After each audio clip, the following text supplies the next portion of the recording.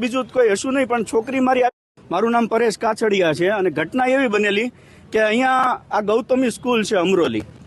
હવે હું અહીંયા એક્ઝામ આપવા આવ્યો એટલે છોકરીની તપાસ કરે લેડીઝ વિભાગમાં, છોકરાઓની જેન્ટ્સ વિભાગમાં તપાસ કરે.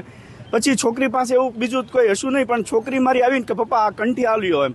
તો મેં કીધું કંઠી શા માટે, કંઠીથી શું ગેરકાયદેસર પ્રવૃત્તિ થઈ જાય અને કંઠીનો કોઈ એવો નિયમ નથી. પછી મેં મારા ફ્રેન્ડને ફોન કર્યો કે ભાઈ તમારી દીકરી જે સેન્ટર ઉપર એક્ઝામ આપે છે એ ત્યાં સેન્ટરમાં તમારી દીકરીને કંઠી કઢાવી લીધી? તો કે ના. તો મેં કીધું કે આ વધારે પડતા નિયમ હું કામ ફોલો કરે છે.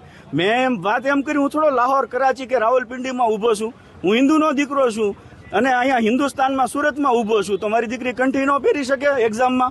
કંઠીમાં શું એ ચોરી થઈ જાય એમાં? તમે હિન્દુ રાષ્ટ્રનો ઝંડો ફરકાવો છો તો હિન્દુની દીકરી એક્ઝામ આપવા જાય ને કંઠી કાઢી નાખે?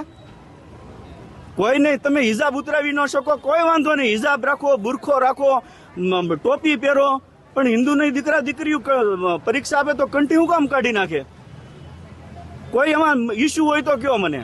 અને મારું નામ પરેશ હિંમતભાઈ કાછડિયા છે અને હું 72 ગેલાણી પાર્કમાં રહું છું. મને કોઈ પણ કેસમાં ફસાઈને ફાંસી આપી દો બાકી દીકરીને. પછી મને બધા આ લોકો પોતાની ભૂલ સ્વીકારવાને બદલે એ લોકો એમ કહે કે ભાઈ તમારી દીકરીના માનસ ઉપર અવળી અસર પડશે અને અત્યારે શાંતિથી એક્ઝામ આપવા ગયો, એવા સાયકોલોજીકલ ફંડા મને સમજાવે. તો પણ તમે હું કામ દીકરીને પ્રેશર કરો છો કંઠી કાઢી નાખવાની? અહીંયા હાઉસની અંદર કોઈ આતંકવાદી પ્રવૃત્તિ કરવા જાય છે? મારી દીકરીના ભવિષ્યની કારકિર્દી બનાવવા માટે એક્ઝામ આપવા જાય છે, એને સતત 2 વર્ષ માટે તૈયારી કરી છે.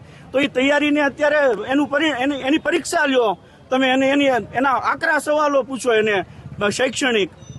તમે એની કંઠી શું કામ કઢાવવા નાખવા માંગો છો? કોણ આ રાજકીય સ્ટન્ટ હોય કે કોઈ પણ હોય મને ખબર નથી, પણ મારી દીકરી કંઠી પહેર્યા વગરની કેમ એક્ઝામ આપવા જાય? અને પછી છોકરી ડરી ગઈ, એને કંઠી નથી પહેરી કે પપ્પા મારે કંઠી નથી પહેરવી.